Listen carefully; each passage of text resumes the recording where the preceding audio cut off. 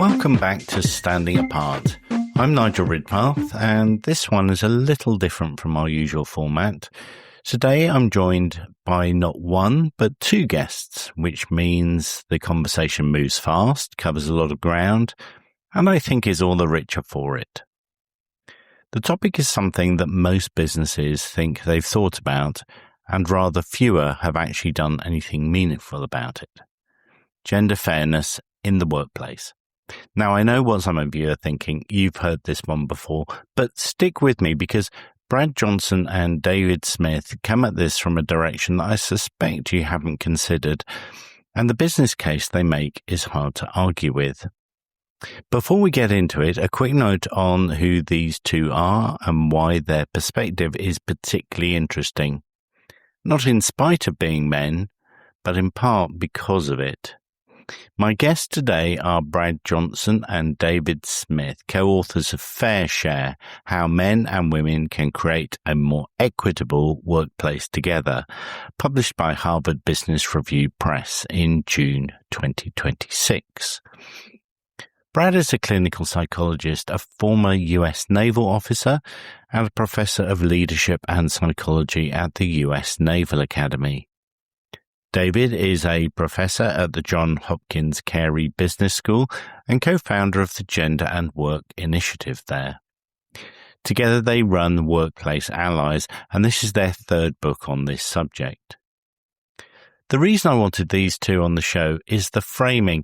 This is not a book about why men need to do better by women, though that is part of it. It's about why the current structure of work doesn't serve men or women particularly well and what enlightened organizations are doing about it.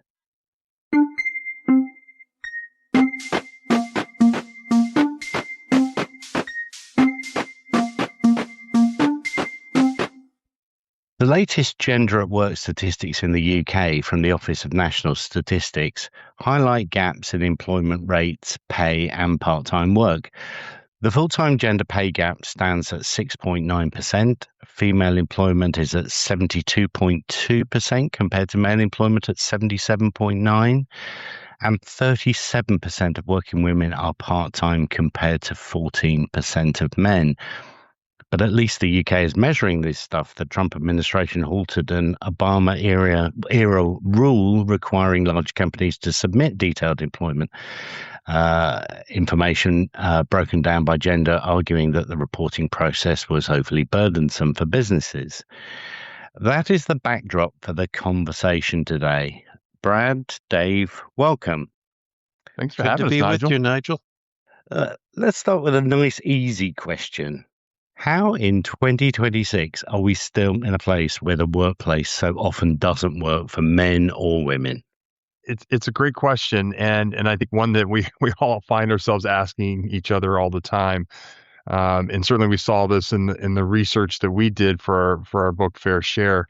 And it's really interesting that in many ways, despite the fact that even after having gone through a pandemic and a real shift in how we saw work and we did work in many ways and saw some of the advantages there in a variety of different ways for businesses and for families, individual employees, that we still have kind of reverted back to this 20th century norm around the traditional workplace that it's these long hours, in person only, constantly available. Even when we're not in person, we're constantly available there, and with the underlying assumption in many cases that it's a man and often a father that is the breadwinner, primary breadwinner in the family.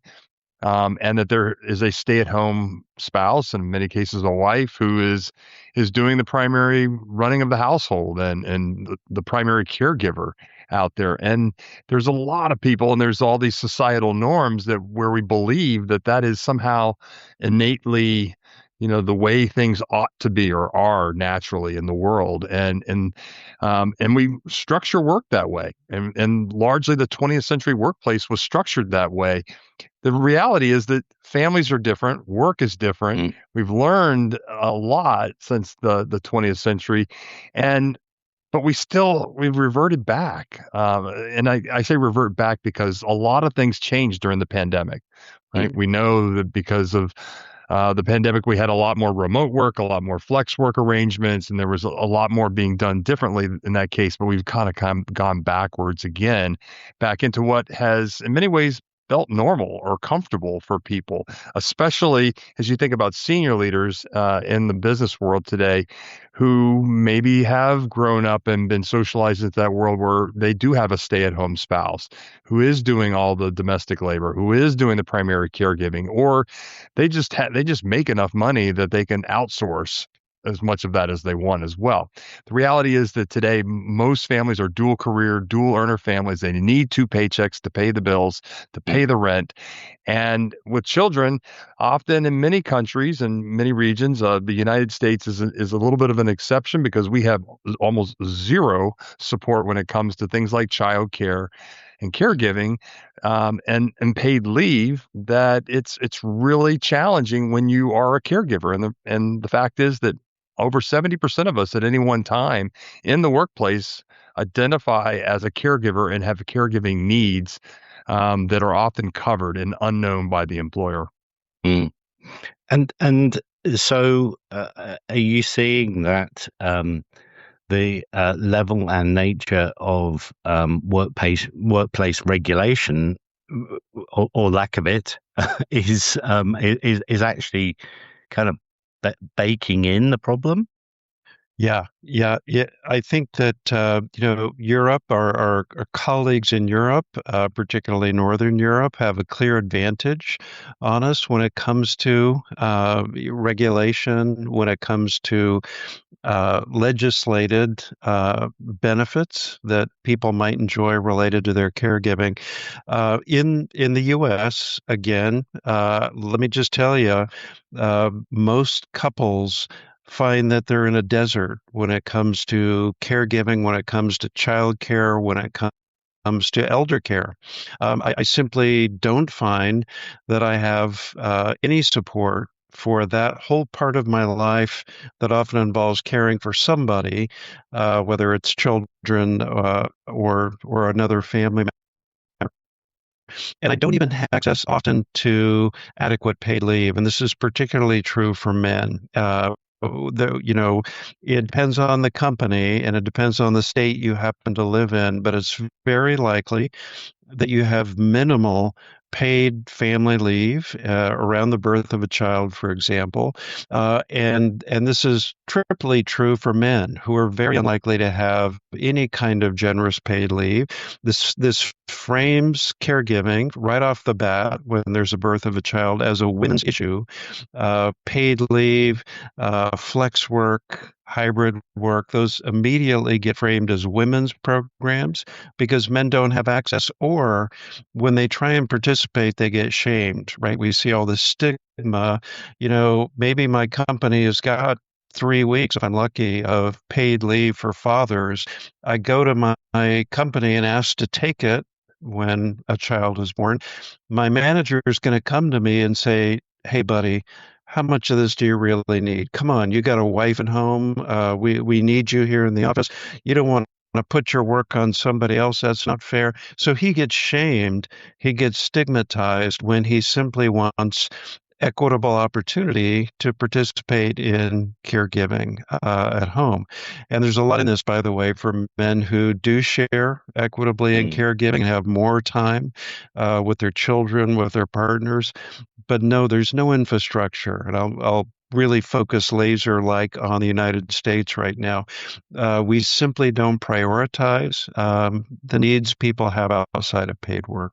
yeah, I mean, we'll get into a little bit about what's in it for men and that side of it in a little moment. But it's very easy for us in the UK and in, as you say, Northern Europe to to feel a little bit smug on this. But we haven't gone far enough today. We're speaking at the end of July, and today our new Prime Minister Andy Burnham is convening an all-party commission on social care. And it has been a problem that has been kicked down the road since he was last in government in 2009. So nearly 20 years now, successive governments have said we're going to sort this problem. And we have nearly 5 million unpaid carers in the UK. And, so there are there are things about the day-to-day of running families that maybe we've moved a bit further than the US have, but there are still some institutional issues there. So, let's come back to that idea about men and how the workplace is really not working for them. Yeah, and this has been an ongoing issue. This is not something that's new in the last 5 years in the post-pandemic world. The research, and this is, what we like to speak to is the evidence. And the research is clear that, some of the early research coming out of the, in the 90s, for example, a large study that was following, looking at millennial dads, right? And this was in the age when, millennial dads coming in the 90s and beyond, as they were beginning to look at this in terms of how they were beginning to form families and looking at their expectations from the types of roles that they had and what they expected out of work and family. And again, we find that over time, more men have become, again, more egalitarian in terms of thinking about how they're going to do their fair share of the domestic labor versus the paid work, and how they have the same expectation with their partner. And that's kind of an agreement in a lot of the modern families today, is that, hey, we're gonna do this equally and fair share. We both have to work. We both need paychecks. The care, because we're both working, we both need to be doing it. We need to be sharing it at home.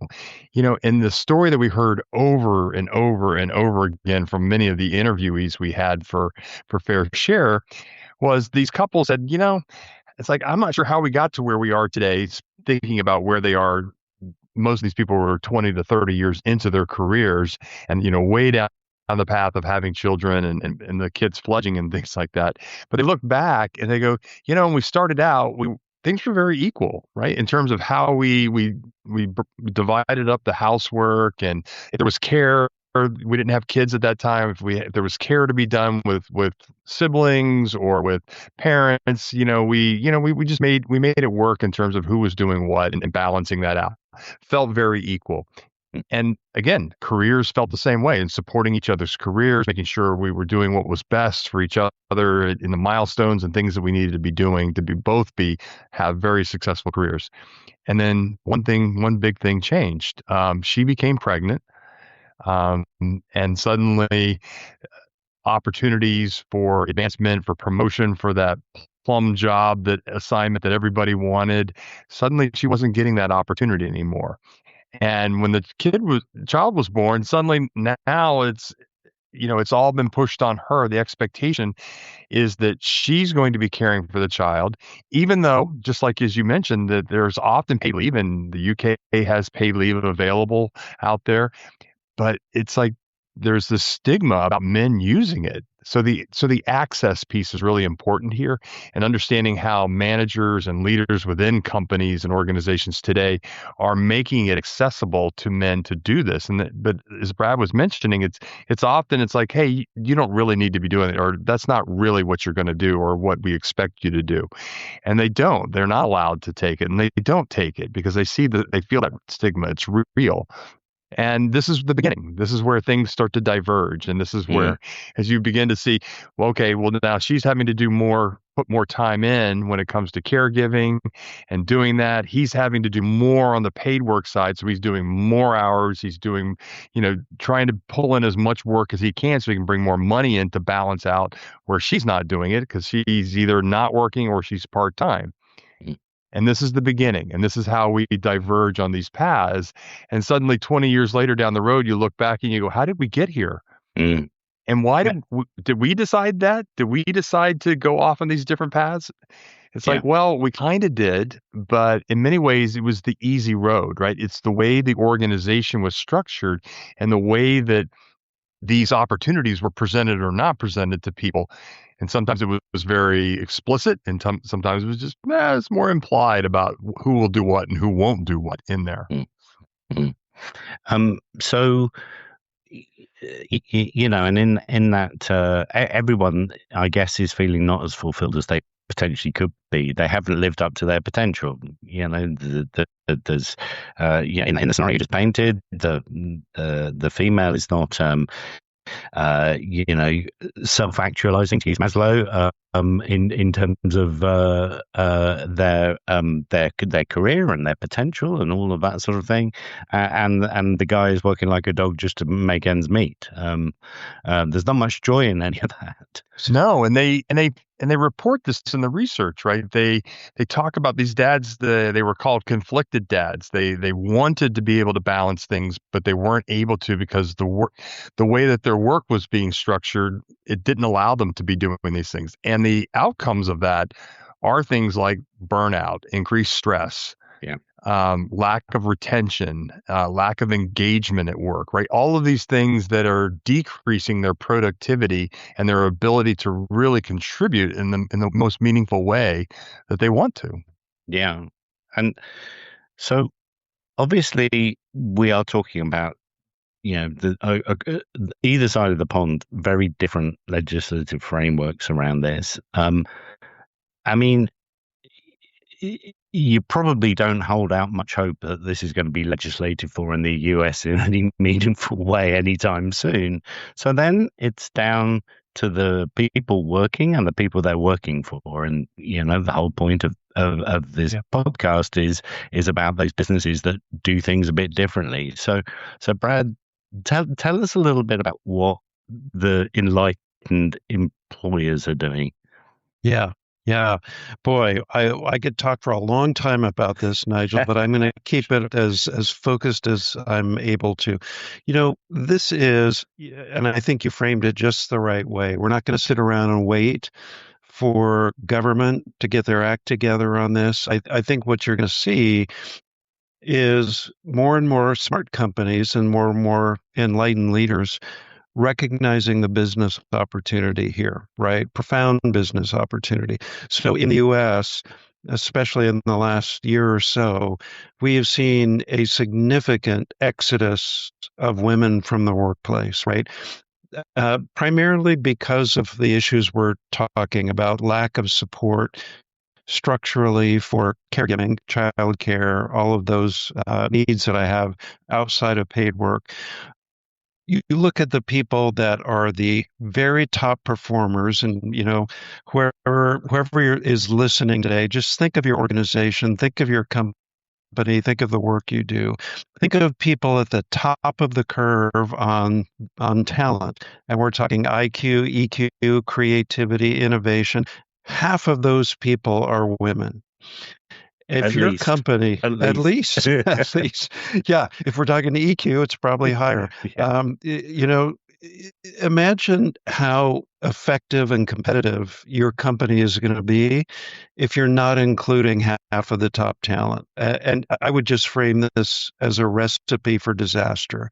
Those companies have got to recognize that if we institute the kinds of benefits and programs and opportunities for women that keep them in the paid workforce, we are going to become best in class when it comes to working parents, working caregivers, and that's how we want to be known.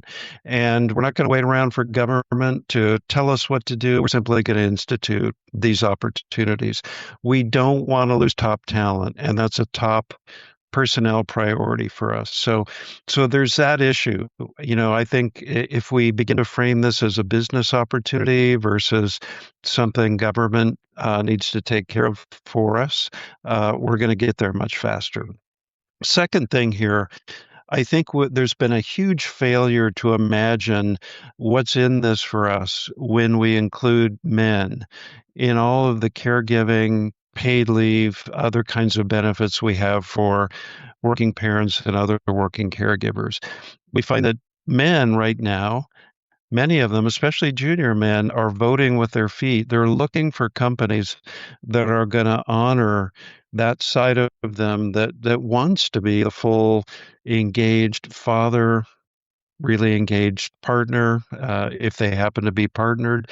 They're looking for this. And when they slam up against that 20th century granite wall workplace, it doesn't let them live into the kind of father and partner they want to be. Many of them are leaving. So it's not just women you're going to lose. You're going to lose a lot more egalitarian, enlightened men that want to have a different kind of work-life integration.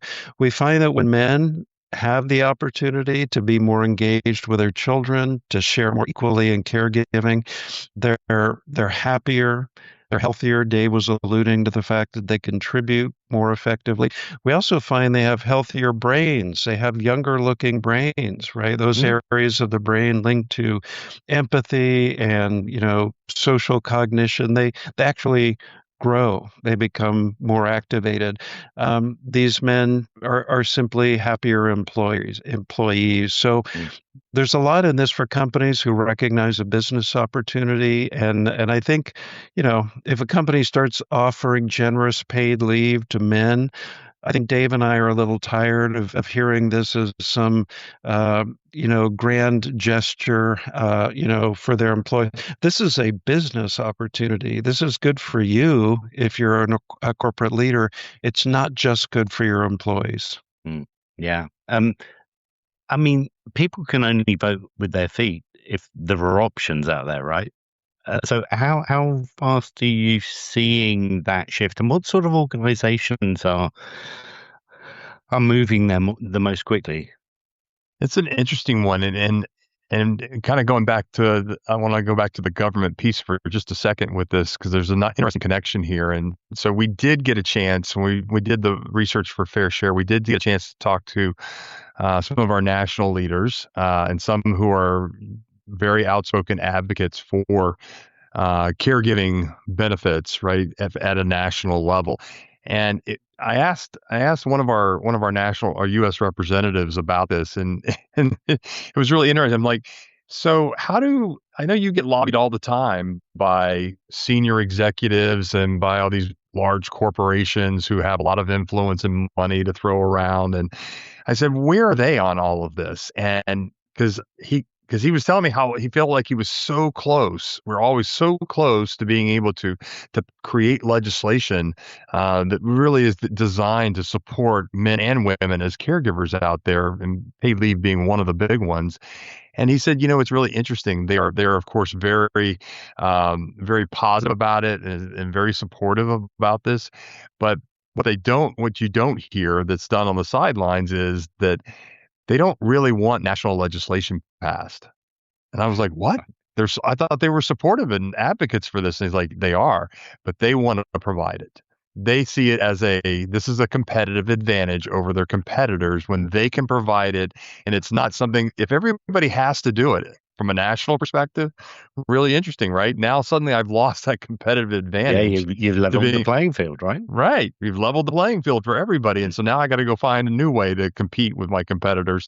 And right now, many of them, the smart ones, they see this as a competitive advantage, and they're like, no, we're supportive of it, but I'm not really lobbying really hard for the national legislation because I want us to be able to provide that for our people. So really an interesting twist to thinking about how we do this kind of broadly. But companies that are doing this really well, I think one of the techniques and the programmatic things that companies are doing today that we find is they've looked at, hey, our company, the senior leaders in this company, we have created policy that it provides incredible, very valuable benefits when it comes to paid leave.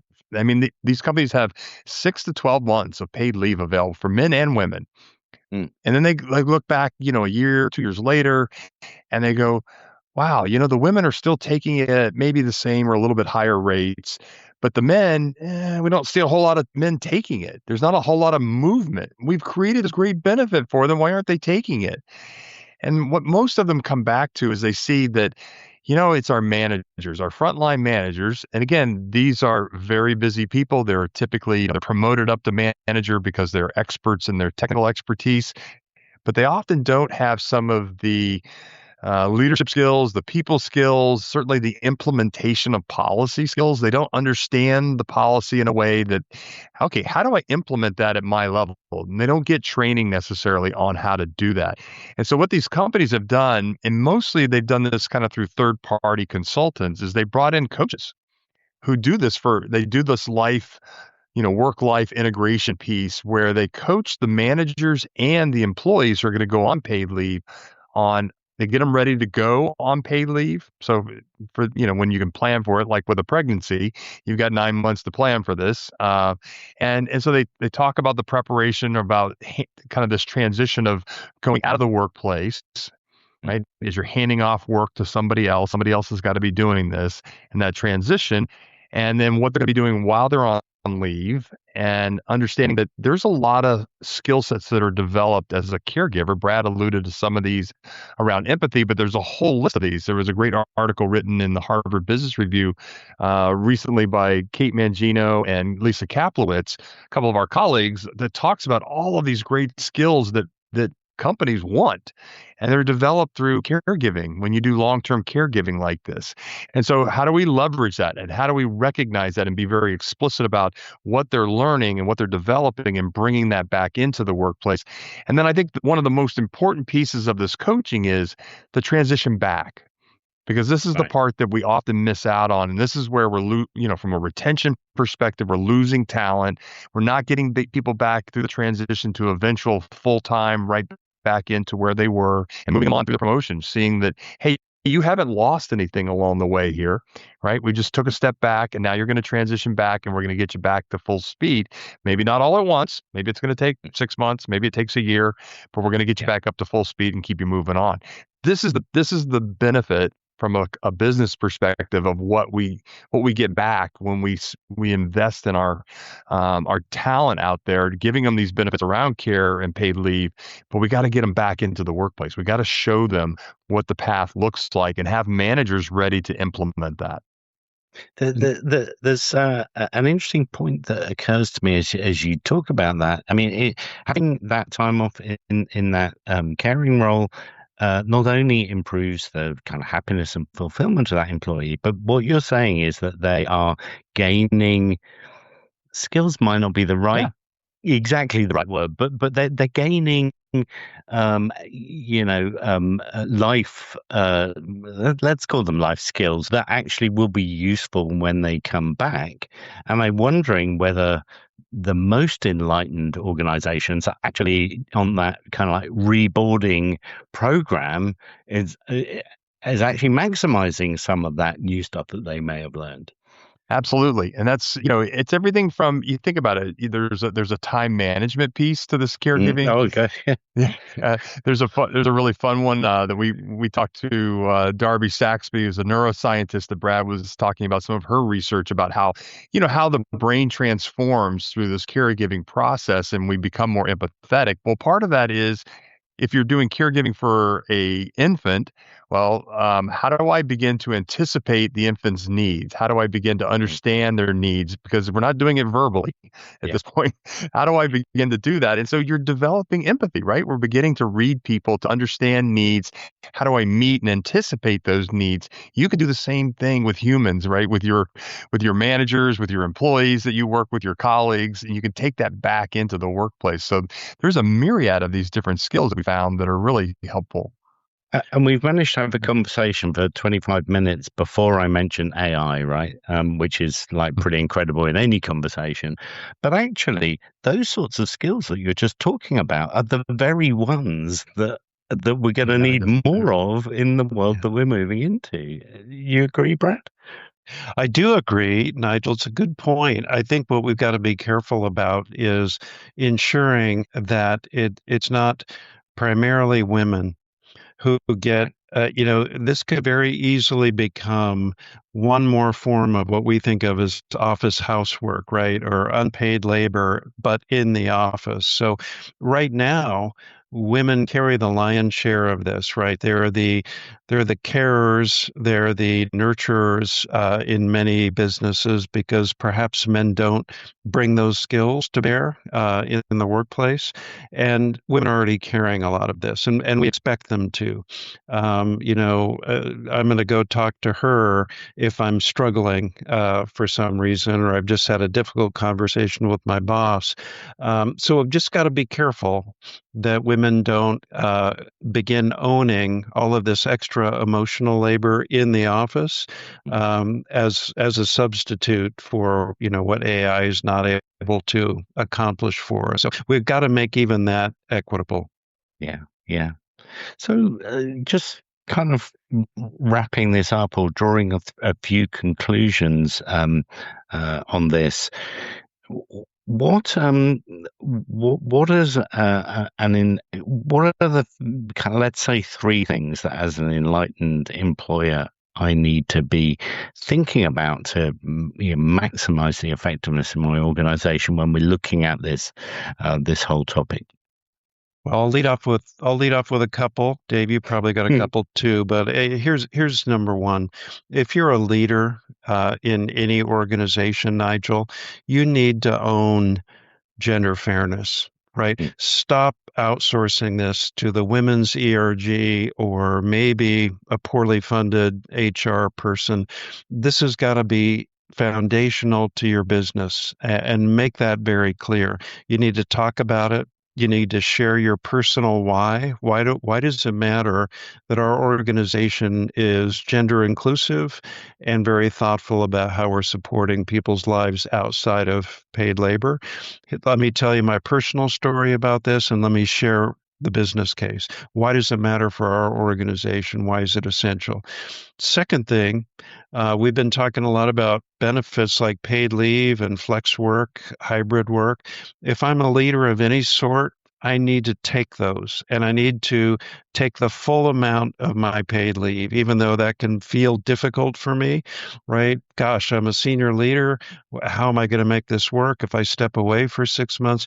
Let me just tell you, if you don't do this, you fail to normalize it for all of your employees. And I can guarantee you, if you're a male leader, those junior men in your company are watching you.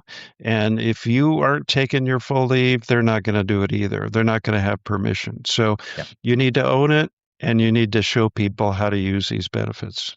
A couple of my big favorites are around visibility and transparency within the organization. And this gets to leadership and the culture, but also I think of it as it's the business practices of what we do every day. And really interestingly, around caregiving, this is a huge one because we have an issue in most countries today where employers don't know or don't understand their caregiving population or their needs. They have no idea what they are.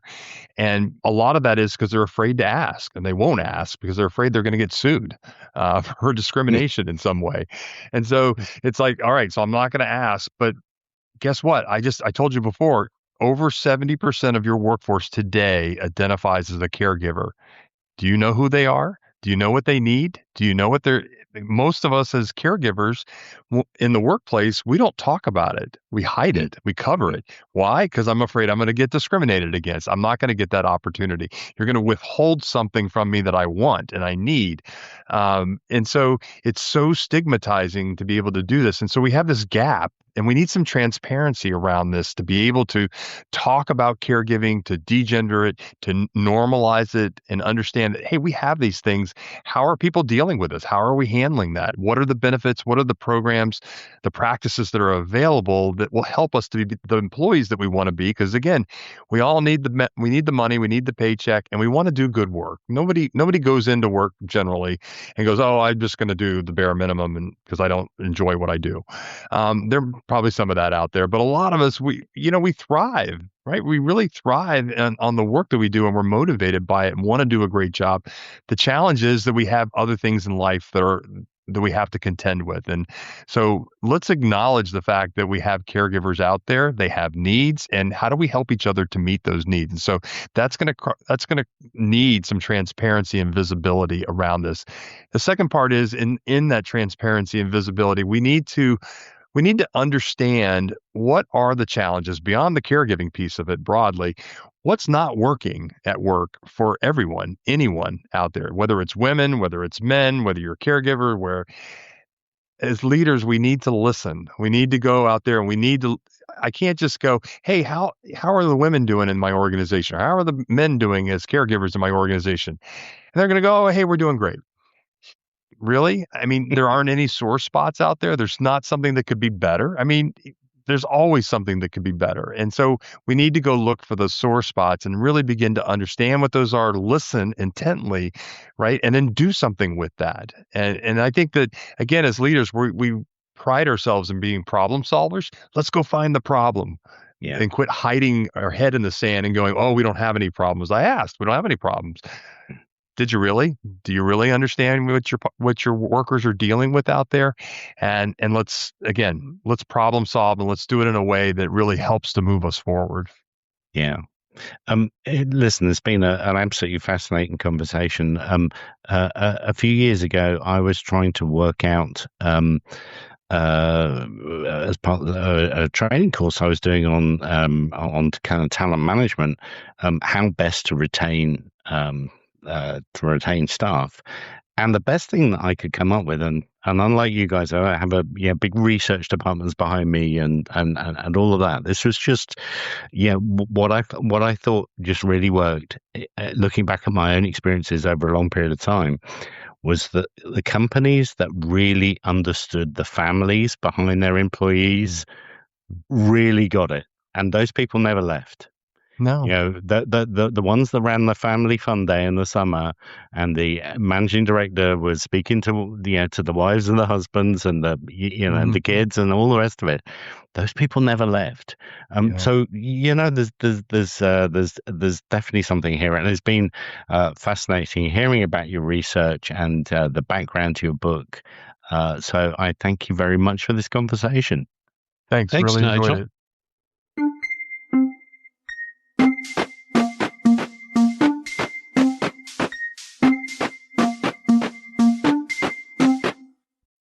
I was left with a few reflections after the conversation.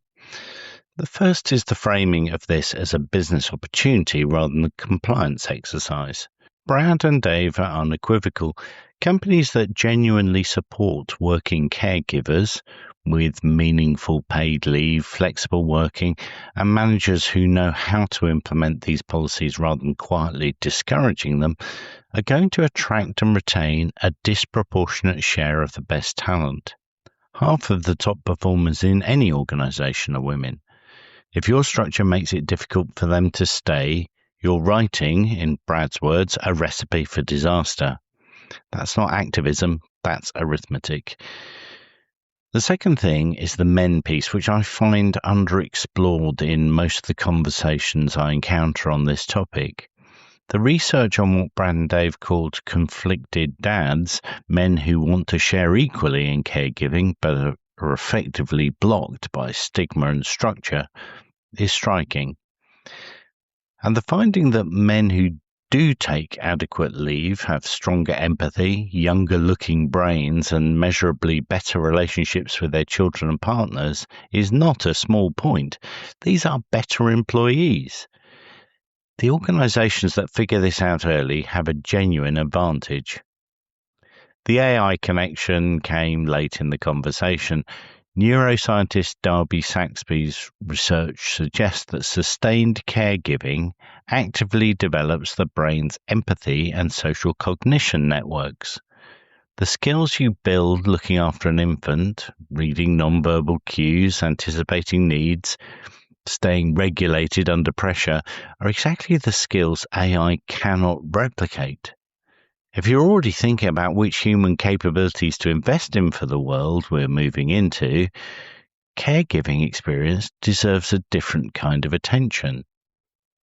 And the practical starting point from David, over 70% of your workforce identifies as a caregiver right now. Most of them are hiding it for fear of being passed over. That alone is worth mulling over.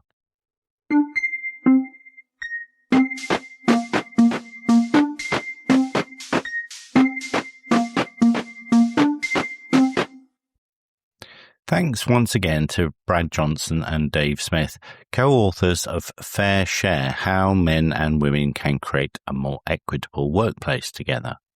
I've put a link to the book in the show notes. If you're a leader of any kind and you took something from this conversation, the book will take you considerably further. It's practical, evidence-based, and it doesn't assume you already know what to do. If you live in the UK and Northern Europe, you might feel slightly better about this topic than our American cousins, but there's still a way to go, even on this side of the pond. One thought to leave you with. At the end of the conversation, I mentioned something I'd come to believe through my own work and experience, that the organizations which genuinely understand the families behind their employees and take that seriously rather than treating it as a peripheral are the ones people don't want to leave. I'm so pleased that Brad and Dave have the research to back up my hunch. That really made my day. As always, if you got something out of this podcast, do recommend it to a friend. Grab their phone and search for Standing Apart in their favorite podcast app and then hit subscribe. You'll be doing me, and hopefully them, a great favor. I'll be back in a fortnight. Until then, keep standing apart. Standing Apart is a Sun Bear Consulting production.